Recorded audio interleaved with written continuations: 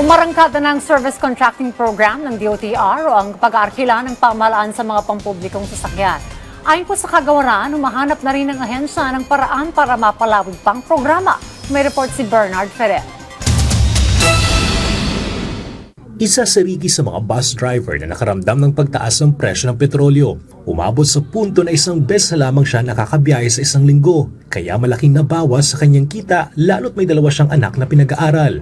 Ginhawa para sa kanya ang pagkakasama sa service contracting program ng DOTR. Minsan nakapag-uwi din ako ng 1.5, mga ganon. Tapos tipid na talaga yun. Opo. May mga pinag-aaral ka na ba? Opo, siyempre may college po ako eh.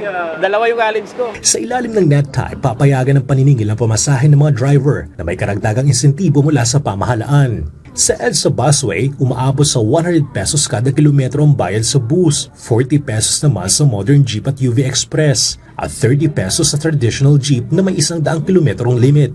May 20% discount ang mga commuter, bukod pa sa umiiral na 20% discount para sa mga senior citizen, persons with disability at mga estudyante. Sakop ng programa ang 823 ruta sa buong bansa at 1,000 transport operators, 50,000 PUVs at 15 milyong pasahero ang may kinabang. Binuksan na rin ang website para sa mga operator na nagnanais makibahagi sa programa.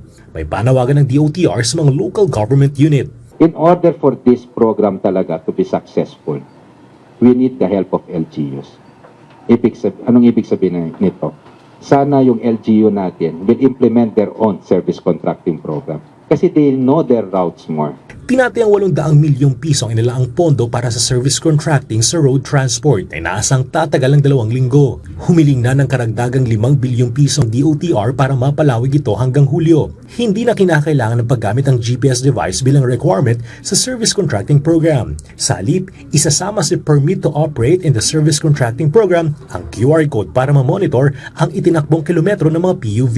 QR code manggagaling sa LTFRB. So from point A to point B, parang i-scan nila just to give option dito sa ating mga tsuper. Pinasalamatan ni Senator Joel Villanueva na pinakinggan ng DOTR ang kanilang panawagan kaugnay ng GPS device sa pagdinig ng Senado. Bernard Ferrer para sa Pambansang TV sa Bagong Pilipinas.